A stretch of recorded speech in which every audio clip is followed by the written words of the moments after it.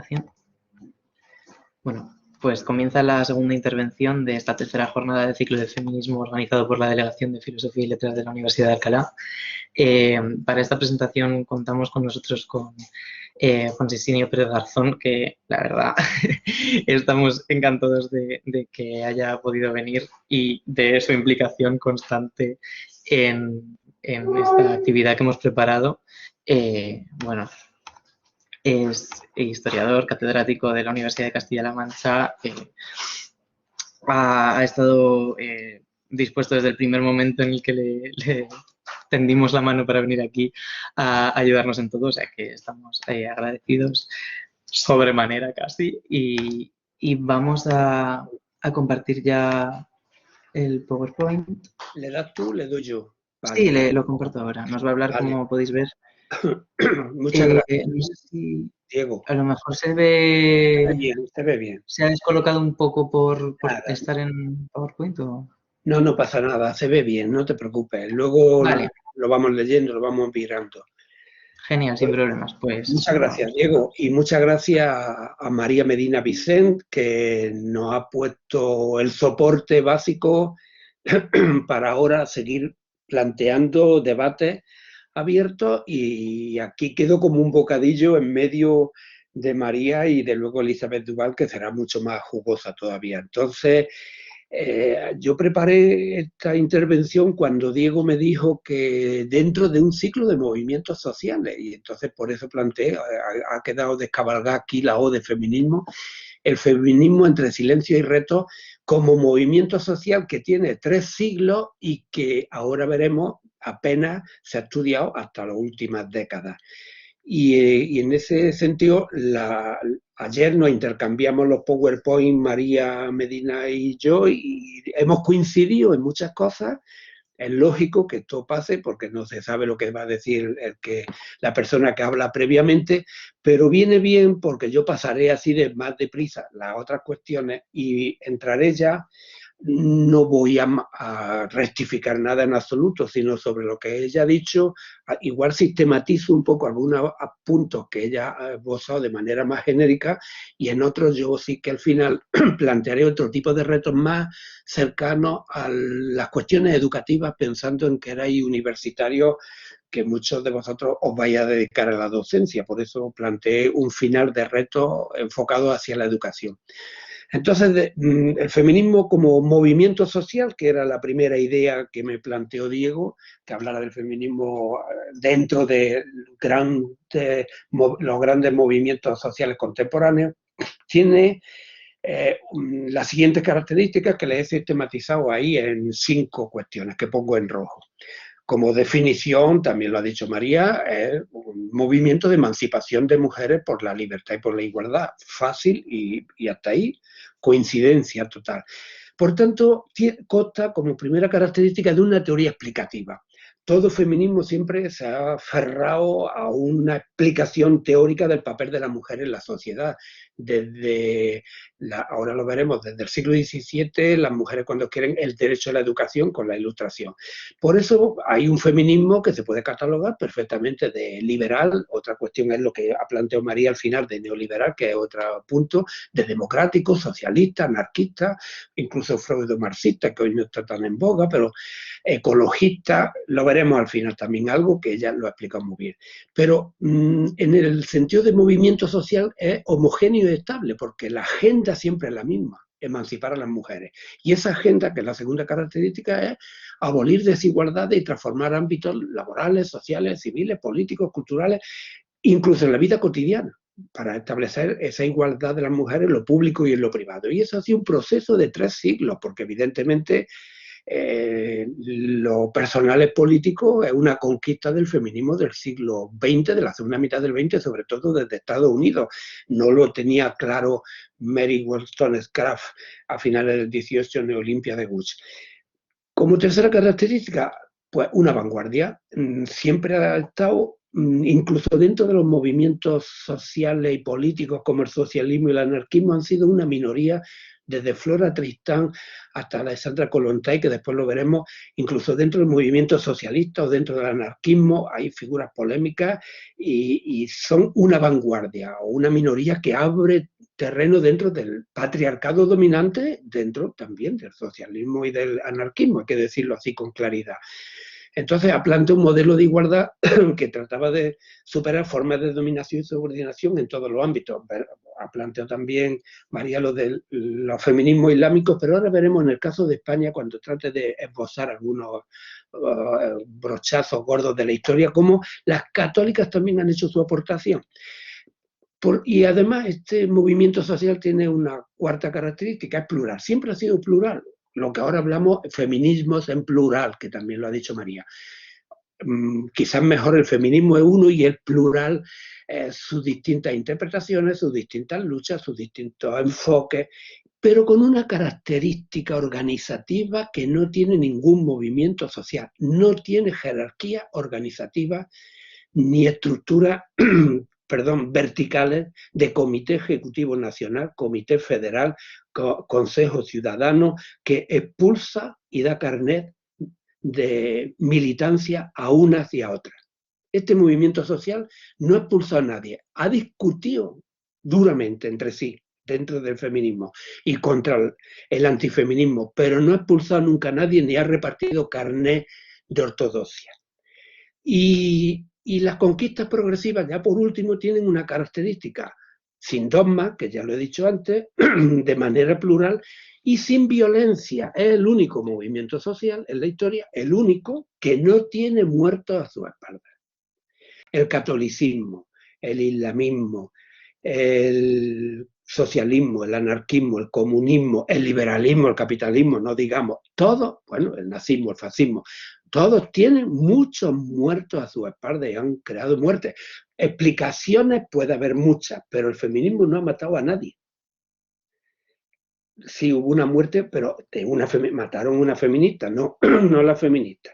Luego veremos las formas de lucha, sí se abren el abanico de formas de lucha y entre ellas inauguran eso que aquí en España últimamente ha sido tan polémico de los scratches, pero que lo inauguran. Pero bueno, seguimos para adelante. Una cuestión previa que creo, antes de entrar en el meollo de la... El por qué silencio y reto. Lo he titulado, perdón, por la garganta. Silencio y reto. Hay un androcentrismo explicativo en todos los, por eso comentaba al principio que lo enfoco con vista a universitarios que en su mayoría, porque los de letras, la salida fundamental va a ser la docencia, algunos la investigación, pero siempre el enfoque para transmitir y enseñar conocimientos. El androcentrismo ha sido una característica dominante. En los manuales de filosofía, la figura que tenéis a la izquierda, lo que reconocéis prácticamente todas las personas que estáis escuchando, todos y todas. Es Sócrates, este señor rechonchete y con estas barbas, está en todos los manuales de filosofía. Y este hombre no escribió nunca nada. Es Platón el que le preguntó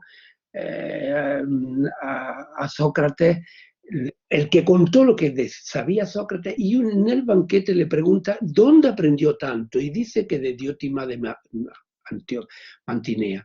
Entonces, esta figura diótima no aparece en ningún libro de texto. Se puede escribir una genealogía del saber occidental de otra forma, pero esta es otra cuestión y hay una profesora de filosofía que ha circulado hace poco, hace cuestión de 2 meses, ha hecho un planteamiento distinto para estudiar la historia de la filosofía donde pone un varón, pone una mujer. Eso desde Platón hasta el presente, pero estoy soltando solo un brochazo general para ver el predominio androcéntrico en la perspectiva del saber y de la realidad histórica como se nos ha enseñado.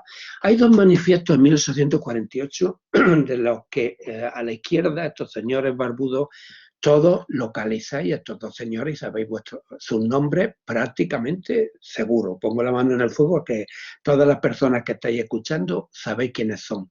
Y están en los libros de bachillerato de la cultura occidental, claro, no sé en los libros de bachillerato que hay en otros países. Los que de Occidente están Marx y Engels porque escribieron un manifiesto en 1848 que fue clandestino. Se lo encargó la Liga de los Comunistas, desapareció la Liga al año siguiente Y bueno, era un encargo de partido, como si a vosotras os encarga ahora un partido político naciente un panfleto, pero el dueño es el partido político de ese panfleto, de ese escrito.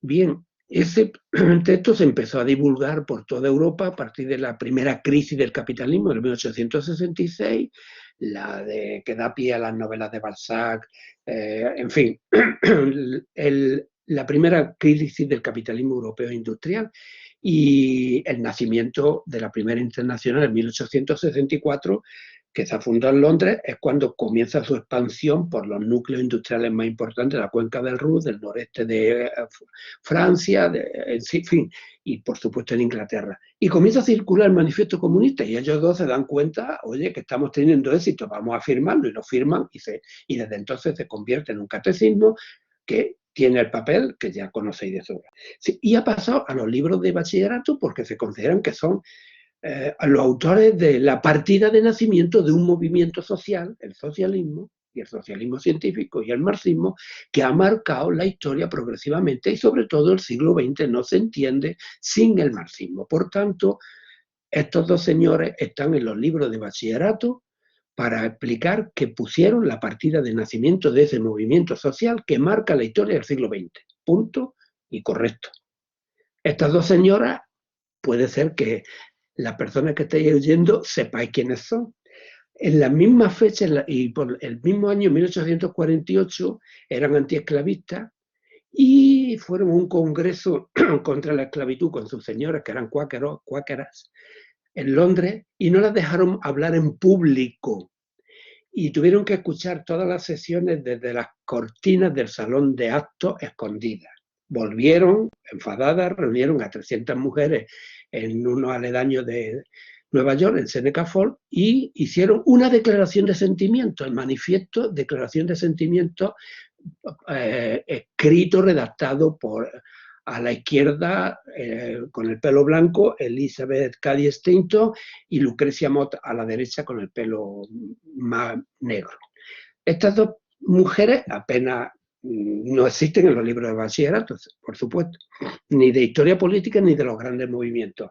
Sin embargo, no es que sean las únicas creadoras, pero sí que son las creadoras de esa segunda ola sufragista, están en la partida de nacimiento, porque la creación es un proceso mucho más amplio, en fin, no nos vamos a entretener en eso, estoy simplificando, y no existen en la memoria colectiva de la historia de los movimientos sociales y de la cultura.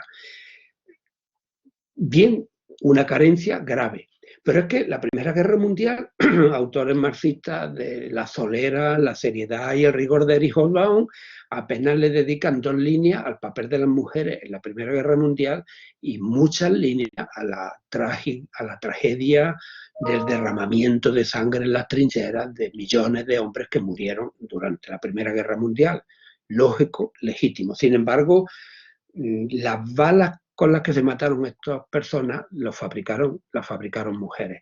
La realidad económica, social y cultural que significó el vacío que dejaron los varones que se van a las trincheras y el puesto que ocuparon las mujeres que demostraron que eran en la práctica tan iguales en todo, en el campo, en los tractores, en las fábricas de armamento y en todos los terrenos, que al final muchos países occidentales, no muchos, 3 o 4, Estados Unidos, Gran Bretaña con reticencia, Francia le costó, Italia, Alemania, porque hubo otra revolución, se le da el derecho al voto a las mujeres. Bien, pero no solo eso, en paralelo la Revolución Rusa, otra gran cataclismo en la historia social, en la historia del movimiento social, y el comunismo no hay duda de lo que supone para el siglo XX, y estos 3 señores son de sobra conocidos por todas las personas, todas las que estáis aquí. Seguro que también conoceréis, por vuestro interés en la historia de las mujeres, a Alessandra Kollontai, pero es la primera ministra de Sanidad de la historia en general, universal, global. Es la libertad e igualdad de la mujer en todos los ámbitos y también en el privado. Libertad de divorcio, libre derecho a decidir el embarazo, creación de guarderías para que pueda la mujer trabajar y compaginar su realización profesional, etcétera. Duró lo que duró y no nos entretenemos en la evolución de este movimiento sociopolítico que es el comunismo, pero lo dejo ahí como expresión del androcentrismo en la explicación de la Revolución Soviética. En fin, por tanto, vuelvo con este preámbulo de el androcentrismo histórico para entender la historia, que es un silencio grave sobre el que tenemos que trabajar y que nos exige replantearnos, como veremos al final, muchas de las cuestiones en las que se tiene que enseñar el pasado y se tiene que replantear los significados de ese pasado con vista al presente. Vuelvo a lo que ya ha explicado María Medina Vicent muy bien, pero la primera ola de la modernidad, la ilustración y el liberalismo van todos juntos, y solo señalaría pues, que en España también, lo digo esto porque estamos en un público que estamos en España, y conviene saber que hubo voces que también plantearon ya la igualdad de la mujer. Y hay algo que sí estará de acuerdo conmigo, María, que cuando he hablado del antifeminismo, el antifeminismo es desde siempre. En cuanto una mujer plantea el derecho a saber y a ser igual, en este caso, igual en el saber, eran aristócratas, por supuesto, en el siglo XVII, en la Francia del siglo XVII, la señora que querían saber, las mujeres sabias. Y Molière ya hace una obra teatralmente magistral, pero que es un escarnio del afán de saber de las mujeres. El ridículo es lo que caracteriza el antifeminismo desde el siglo XVII con la obra de Molière hasta ahora, que ya se pasan del ridículo a la agresión incluso y al insulto. Pero lo comento esto porque María plantea algo importante. Allá donde hay una voz de mujer que exige algo, surge una reacción de alguien diciendo que a dónde va y qué te piensas que eres.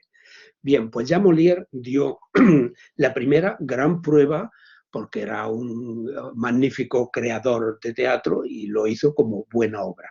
Poulain de la Barre, cartesiano, pues de la igualdad de los sexos, pero es que en España hay una fecha muy temprana. Poulain de la Barre era cura, porque en la cultura estaba monopolizada por la Iglesia.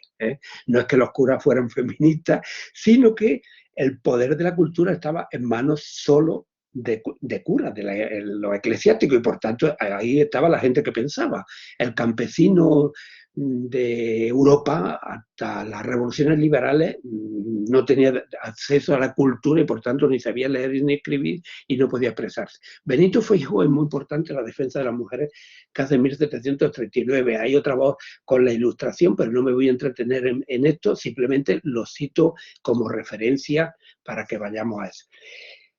Al liberalismo hay una reacción, también un realme patriarcal, y en los códigos civiles de Napoleón, que se va a expandir por toda Europa, se estipula y se codifica el papel de la mujer en la sociedad, lo que no se había hecho antes. Existía la sumisión, la subordinación, la dependencia, todo eso sí, pero ahora se establece legalmente como parte del Estado y de la organización de los Estados-nación, que eso sí, en las constituciones plasman que todos somos libres e iguales por igual, pero hay un silencio clamoroso sobre las mujeres, desde las Cortes de Cádiz españolas hasta las demás constituciones europeas.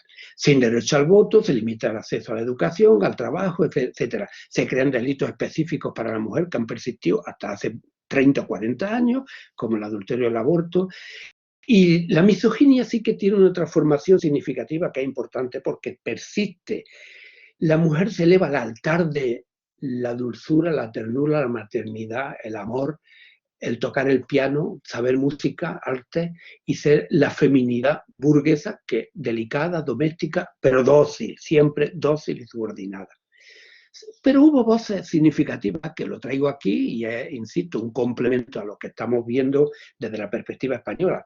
Carolina Coronado, desde Almendralejo, en Badajoz, que sabéis que está, en Extremadura, tierra no muy cosmopolita y menos en aquel momento, En 1844, cuando en España la revolución liberal está empezando, con Mendizábal ha desamortizado, Espartero se lo ha encargado en el año 43 y está Narváez, los moderados, el espadón de Loja, el sostén de la reina Isabel II, y escribe un poema muy subversivo para la época, que lo reproduzco aquí, lo leo rápido porque no tenemos tiempo.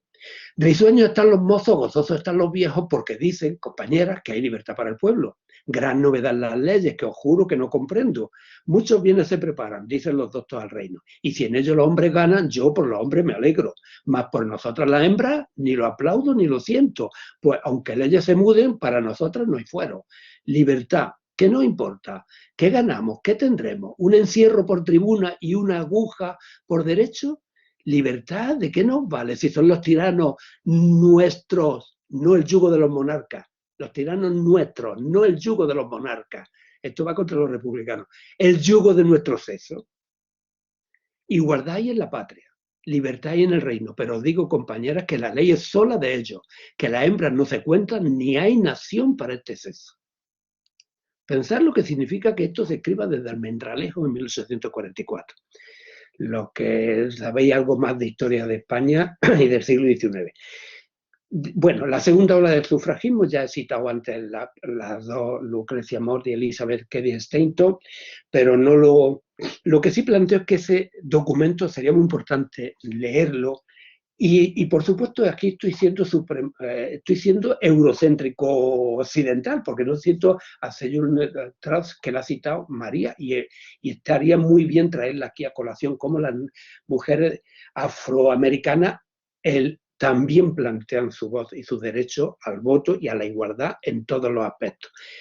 Paso de manera rápida, cito un poco, vamos a ver la situación española. Las nuevas formas políticas del sufragismo sí convendría tenerlo presente, porque no practican la violencia, pero sí los escraches. Se organizan en redes horizontales, hacen presiones institucionales, trabajan en pequeñas iniciativas. O sea que el feminismo hace nuevas formas de acción colectiva y de lucha cotidiana que persisten hoy en pequeñas iniciativas, los grassroots, en las presiones institucionales, en la organización en redes horizontales. Todo eso sigue siendo forma de acción política que inventa el feminismo. La huelga viene de los obreros del movimiento obrero, por supuesto, de la Internacional Socialista y Anarquista. Cada movimiento social hace sus aportaciones y el feminismo ha hecho esta otra.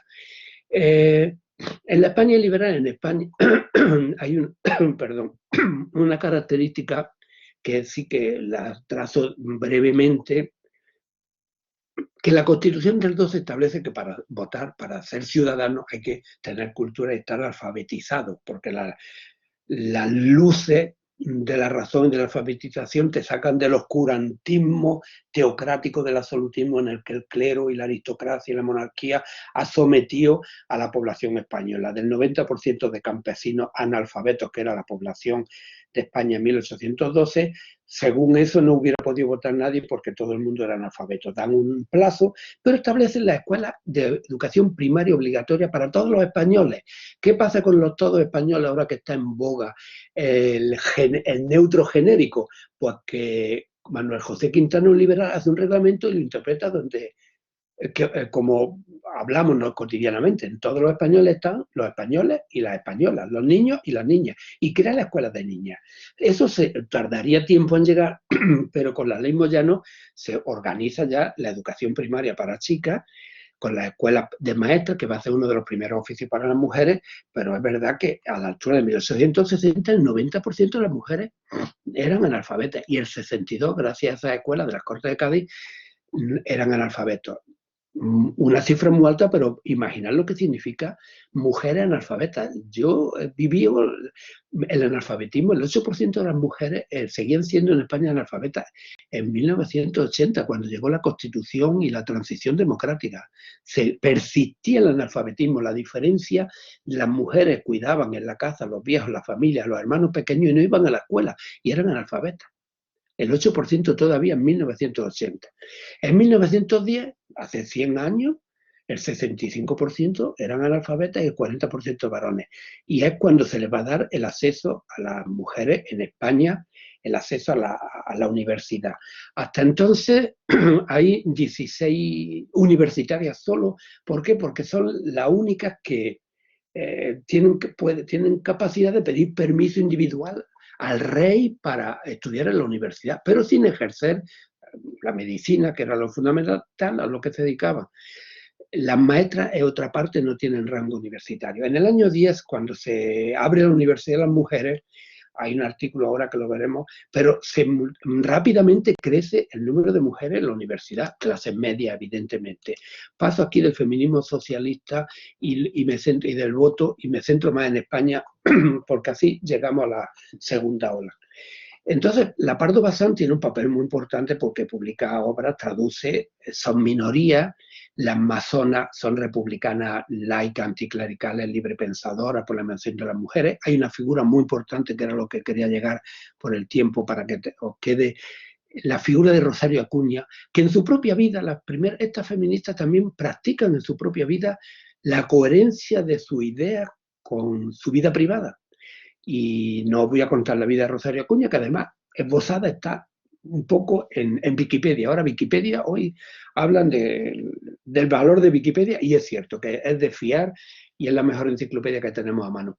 Escribe una obra de teatro, El Padre Juan, anticlerical, que la prohíbe el gobierno. La Jarca en 1911 es un artículo contra los jóvenes machos, que los llama machos españoles, la falange de jóvenes que al dar permiso Canalejas para que vayan mujeres a la universidad, las primeras 10 mujeres que se matriculan, que es en letras, son abucheadas y sufren el acoso en la calle, porque dentro los vigila el decano y no pueden acosarlas, de las 10 mujeres de los varones matriculados. Y solo un carretero que pasaba por allí las defiende a ella y escribe un artículo en La Jarca por el que la acusan de haber atentado al honor de la universidad y de los jóvenes. Y se tuvo que exiliar a Portugal. Bien, la socialista en España con la figura de Virginio González, que luego sería cofundador del Partido Comunista de España, ahora que hace 100 años de la fundación, la anarquista con Soledad Gustavo y Teresa Claramunt, hay un varón que escribe un libro muy importante del feminismo, son retazos históricos, y voy a los años en donde ya el feminismo comienza a dar el despliegue de la conciencia feminista en España, que aquí se ha corrido el PowerPoint y no se ve bien.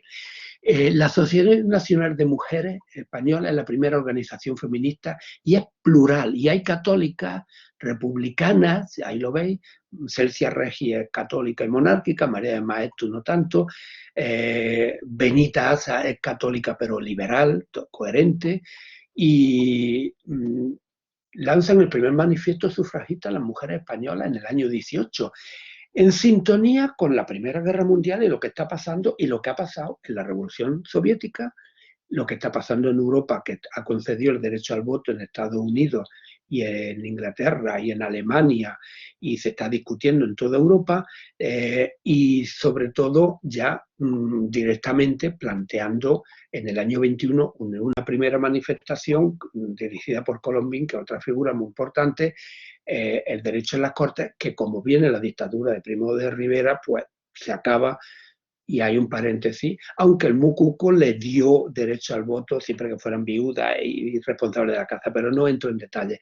En la Constitución del 31 sí es importante, no lo doy nada más que como esbozo también, el papel de Clara Campoamor, que lo sabéis, del Partido Radical, ojo, que era del Partido Radical, que es equivalente al centro derecha hoy. Victoria Kent, de izquierda republicana, sería centro-izquierda, pero estaba en contra. Margarita Nelken era socialista, entró después de los debates, por sustituyendo a alguien, porque hubo elección por Badajoz, pero estaba en contra. Las socialistas en España están en contra porque piensan, y ahora os doy el argumento que lo vamos a leer de manera rápida. La Constitución establece estas características, por si a alguien le interesa, yo no tengo inconveniente en pasarle el PowerPoint y que se regula el divorcio, pero casi nadie se divorcia porque hay una realidad social muy distinta. La interrupción del embarazo no se plantea en ningún momento, salvo en la guerra civil, por un médico anarquista que es director general de la Generalitat, pero solo en diciembre, con 4 causas, que ahí lo he puesto. Argumentos que dan en contra, que esto sí es importante, un catedrático republicano, gallego, galleguista, para conceder el voto a las mujeres, es significativo cómo piensan que la mujer es todo pasión, cosa que se repite hoy. Lo pongo este texto porque es que se sigue repitiendo todos estos tópicos. Son iguales el hombre y la mujer, están capacitados, no, porque la mujer es pasión, es emoción, es sensibilidad, no es reflexión, no es espíritu crítico, no es ponderación. ¿Cuál sería el destino de la República en manos de ella? Pues un salto atrás, porque la mujer, como no domina la reflexión, el espíritu crítico, como se deja llevar de la emoción, pues la ley sería el histerismo, la histeria. Todo sería una histeria. Y el histerismo es una enfermedad, la propia de la estructura de la mujer. Histeria viene, claro, una parte del cuerpo. La mujer es eso, histerismo, y por eso es voluble, versátil. Y nos sumergiríamos en un régimen expuesto a ser gobernado por un nuevo régimen matriarcal, tras el cual habría de estar siempre la Iglesia Católica Española. Le tenían miedo al confesionario. Bien, esto es un acceso colateral y me voy, ya esto, la figura, paso rápido, a la Declaración Universal de Derechos Humanos en 1948, en el que es importante, porque hubo mucho debate, y es importante el papel de una mujer de nuevo. Esos derechos humanos que hoy tanto manejamos para defender el derecho a la inmigración, el papel de la inmigración, la cultura, en fin, los derechos humanos los tenemos todos en la boca. Esto fue tarea sobre todo de Eleanor Roosevelt, de ella. Evidentemente no sola, pero se empeñó, ya se había muerto su marido, pero se empeñó, impuso un cariz feminista y desde entonces al menos hay una carta que curiosamente se opusieron porque parecía individualista y fruto del capitalismo, por prejuicio, y por eso se incluyeron al final como concesión a la Unión Soviética los deberes respecto a la comunidad. Bien, el hecho es que con esto se cerraría la segunda gran ola de igualdad política de la mujer, de 1848 a 1948, pero fijar, esto lo pongo aquí como vicio de historiador, lo que ha costado conseguir la igualdad de la mujer formal, igualdad formal, un siglo, y en Francia llega la igualdad del voto en 1945 y en Suiza y en Italia, y en Suiza después, en el 70, pero ya al menos existe formalmente los derechos humanos y quien los firma. Y ahí es donde surge la tercera ola, que sí que en los prolegómenos, que en los movimientos últimos da pie a que alguien se hable de la cuarta ola, como ha planteado también María, pero no vamos a entrar en disquisiciones de baremos, simplemente que sí es cierto que la obra de Simone de Beauvoir abre un continente nuevo de pensamiento sobre la mujer. La mujer no nace, sino que se hace.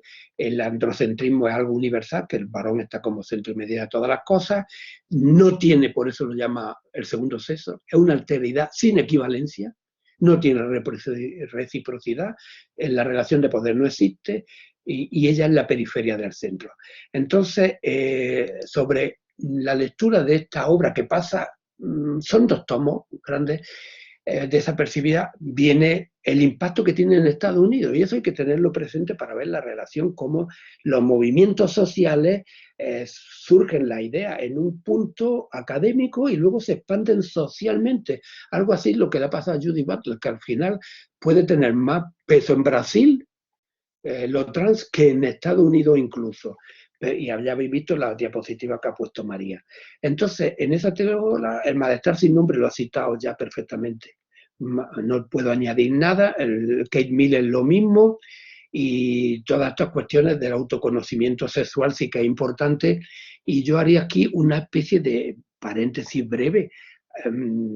Podéis hacer la prueba con vuestra abuela, que sé que la pregunta es muy delicada, pero las mujeres de cierta edad, de cierta generación, no han disfrutado de su cuerpo nunca, no saben lo que es un orgasmo, o si lo han tenido, y estaba considerado cosa de prostitución, porque el cuerpo de la mujer estaba para ser sumiso y a la orden del varón. Bien.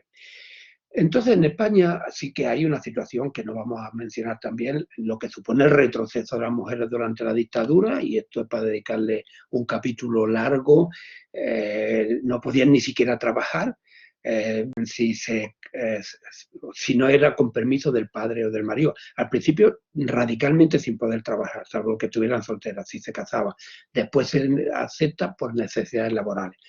Se va abriendo camino la igualdad poco a poco, en la transición se abre, y tampoco me voy a entretener porque quiero llegar al final y veo que quedan 15 minutos, el papel de las asociaciones de mujeres, las jornadas de liberación de la mujer que se realizan en la transición, el papel de la vindicación feminista, las pioneras, y cómo se va construyendo la igualdad y se va institucionalizando, sobre todo a partir de el año 1982, que se crean institutos de la mujer, direcciones generales de la mujer, y ya hemos pasado a feminismo de la igualdad, incluso con ministerios.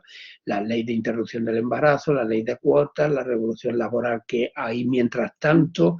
Pensar que en el año 76 más de la mitad son amas de casa, trabajan sus labores, no trabajan fuera. En el año 20 todavía el 26%. Esto es otra cuestión de debate, si la independencia está dentro o fuera de la casa, pero es también otra cuestión en los años 10. Pero el feminismo, y lo digo esto a propósito de los silencios, por eso he puesto silencio y reto. Incluso la ley orgánica del 2007, bajo el gobierno socialista, cuando se establece esta ley orgánica de igualdad efectiva de las mujeres, se acabó el preámbulo de la ley, porque en las leyes orgánicas, los que sois de historia lo podéis saber, en los preámbulos de toda ley dan una explicación donde el legislador expone su ideología, por qué da una ley, con qué objetivo y qué pretende con esa ley. Entonces es muy importante, si dan una ley sindical, hablan del movimiento obrero, y si dan una ley ecologista, hablan del movimiento ecologista, y dan una ley sobre la igualdad de las mujeres y no aparece ni una vez la palabra feminismo, ni la contribución del movimiento feminista. Parece que de pronto los legisladores españoles en el año 2007 descubren que la igualdad entre hombres y mujeres hay que hacerlo de manera universal, porque es un principio que emerge por sí mismo, como dice el preámbulo, como algo universal. Así, ya está. ¿Cómo? Pues tan claro como el sol nos ilumina y nos da la luz, punto, y las mujeres son iguales, lo hemos descubierto en el 2007. Entonces, no hay origen social. Esto lo comento como presión de esos silencios sobre el feminismo que siguen teniendo mucho peso, aunque es verdad lo que decía antes María, ahora todo el mundo se declara feminista. Entonces, solo se menciona en algunas leyes de comunidades autónomas. Entre las tendencias actuales no voy a entretenerme porque lo ha explicado también feminismo afroamericano, negro, postcolonial, en la historia de la esclavitud los feminismos, el caso del Islam. Pero el caso del Islam sí sería, cuando lo estaba explicando María Medina Vicente, pensaba en el papel de las católicas en España, no de las damas apostólicas que crean la jerarquía para tener dominada a las mujeres, sino las católicas que se implican en la igualdad de la mujer, como Benita Asas, que es una figura tan importante que luego la República queda marginada porque no milita en ningún partido. Cuando llega Franco la depuran de maestra y la echan y se jubila sin reincorporarse al cuerpo de magisterio, y murió ya con 95 años en el País Vasco, silenciosa, y no volvió a abrir la boca nunca más, y sin embargo fue una figura decisiva en su activismo por la igualdad de la mujer entre 1913 y 1931. Prácticamente esos 15 años están marcados por el papel de Benita Asas. Conocemos a Clara Campoamor porque tuvo un papel muy destacado en el debate de las Cortes. Y por supuesto la sin sombrero, la tele no se cansa de hablar de la sin sombrero, que es importante, pero hay figuras más serias y también la historia nos corresponde subrayar ese papel. Pero como era católica, pues la postergamos. Ecofeminismo también lo ha dicho también María, ciberfeminismo lo mismo, la teoría queer igual, y entro un poco en los retos educativos que tenía previsto aquí para plantear al final como cuestiones que nos corresponde a la hora de enseñar la filosofía, la literatura, la lengua, por supuesto, la historia, la sociología. Los valores etnocéntricos con los que organizamos el pasado, el presente y las explicaciones de cualquier realidad. El androcentrismo, el eurocentrismo, los nacionalismos identitarios, la jerarquía de valor de clase media. No sé con quién discutí hace poco, digo a alguien que me decía que fue alguien que sí que eran estadistas, hombres de Estado. ¿Qué es un hombre de Estado? Tiene capacidad de imponerse a la fuerza, ¿no? En los debates cívicos, pues siempre plantear debates que están vigentes ahora sobre la igualdad y la diferencia, la relación entre naturaleza, cultura y razón, las líneas entre lo público y lo privado, son debates que están dentro del feminismo y que obliga a replantear los contenidos y la cronología, incluso en esto sí que hablo más como historiador, del pasado con una perspectiva del género, porque sin el feminismo la historia no está completa. En el sistema educativo no basta con decir somos iguales, sino que hay que tener conciencia de lo que ha costado conquistar esa igualdad. He hablado un siglo solo para lograr la igualdad política y ya vemos que hoy la igualdad social y cultural no es fácil y se está luchando desde muchos frentes. Entonces, que el feminismo sea un modelo de igualdad es parte de la propia democracia. Que no haya discriminación y que incluso la sexualidad no sea un factor de discriminación. ¿Qué silencio o debilidades hay en este aspecto académicamente? Y era donde ya entró en la recta final. Hay una debilidad académica evidente, hay resistencia del profesorado al conocimiento crítico feminista y a su transmisión docente, y eso lo podéis comprobar porque sois, me imagino, la mayoría de los que estáis aquí escuchando, la mayoría de las personas oyentes, soy, bueno, estudiantes, iba a decir, estáis viendo o profesoras o profesores de claustro donde no es fácil plantear estas cuestiones. Aporto solo un dato significativo. La historia de las mujeres, en los grados de historia, hay 51 grados de historia en la Universidad Pública Española, 51 universidades, todas tienen grado de historia, 51. En 27 facultades hay una asignatura de historia, en muchas de ellas optativa, de historia de las mujeres o historia de género. Pero así, las mujeres en general, desde la prehistoria hasta hoy. Vale. En 4 de pedagogía, y de pedagogía también hay en educación, facultad de educación, he puesto pedagogía, se llaman facultad de educación, de madre, bueno, hay como 50 también, o de magisterio y más. En humanidades solo en 2, en historia del arte solo 2, en 2 grados, y hay también como 50 en España. Por supuesto, eso se refleja luego en la ausencia de las mujeres en los manuales de la ESO, de secundaria y de bachillerato. No hace falta que os subraye una vez más esos conocimientos o hechos, procesos ocultados. Predomina, eso sí, historia patriotera, con datos, con hechos, pero patriotera de todo color. Cuando yo veo que el gobierno, otro, todos se preocupan de la historia, pero la derecha, la izquierda en Australia, el Boris Johnson, el Tony Blair, todos los gobiernos del mundo no se preocupan de las matemáticas ni de qué matemáticas explican, no se preocupan de la literatura siquiera, ni qué literatura explican, no se preocupan de la química. Sí se preocupan de qué historia aprenden mis niños porque tienen que ser ciudadanos de mi patria. Y entonces se empeñan en marcar los estándares, los que estáis haciendo el máster de secundaria, los estándares que tienen que aprender pregunta por pregunta y sobrecargan de política y de hechos y de hazañas desde Atapuerca hasta el presente y nacionalistas siempre. Y por supuesto las mujeres quedan como un apéndice de vez en cuando. O como una historia de la vida privada, que no es eso la historia de las mujeres.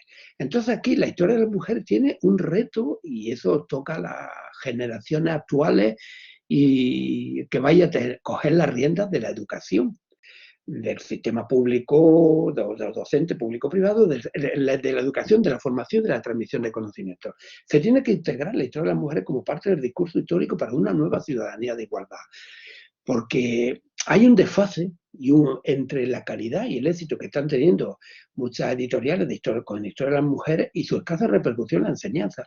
Eso es bien visible. Hay cada vez mejores libros de más calidad y hay bastante historia y especialistas, y lo estamos viendo aquí con las que están interviniendo esta tarde.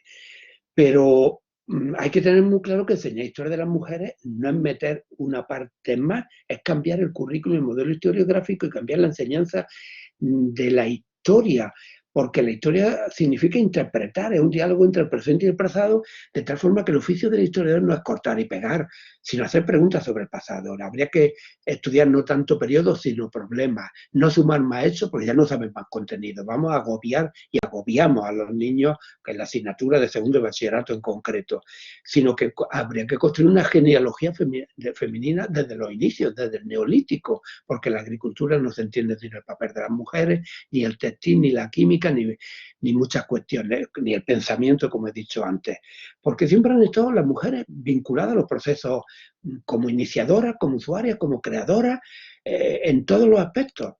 Y en ese sentido, la relectura de la historia hay que tenerlo en cuenta como también, por qué en las culturas europeas donde surge, que es tan patriarcal como las demás, el feminismo.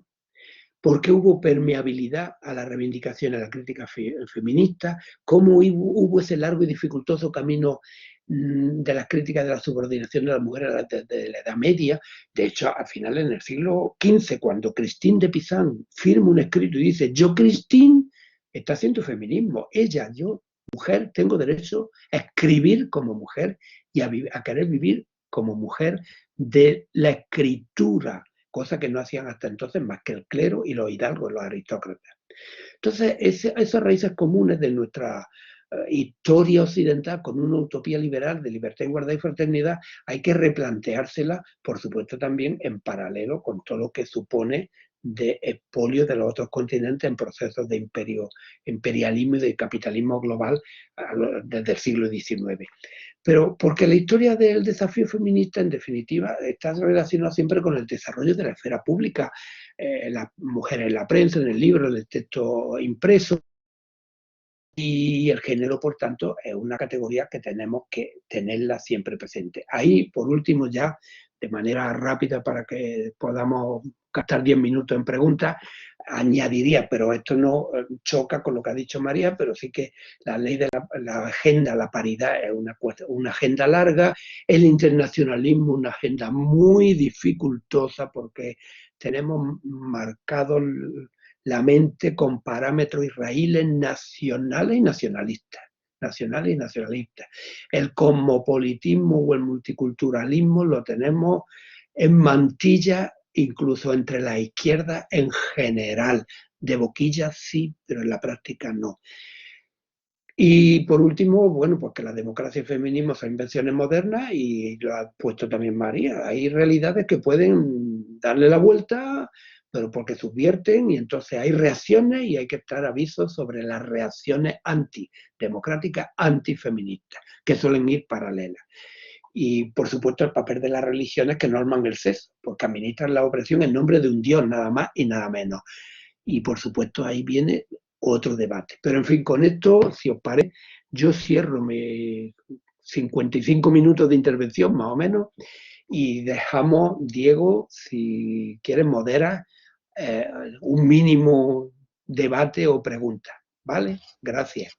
Sí, bueno, muchísimas gracias, Eximio, por la exposición de nuevo, muy ilustrativa en muchísimos sentidos y sobre todo haría hincapié en esta parte final sobre los retos que tenemos que afrontar y también recoger el testigo de poder aplicar esa visión feminista a todas las disciplinas, que al final parece que el feminismo es algo que está ahí, de lo que todos participamos, bueno, o quienes queremos, ¿no?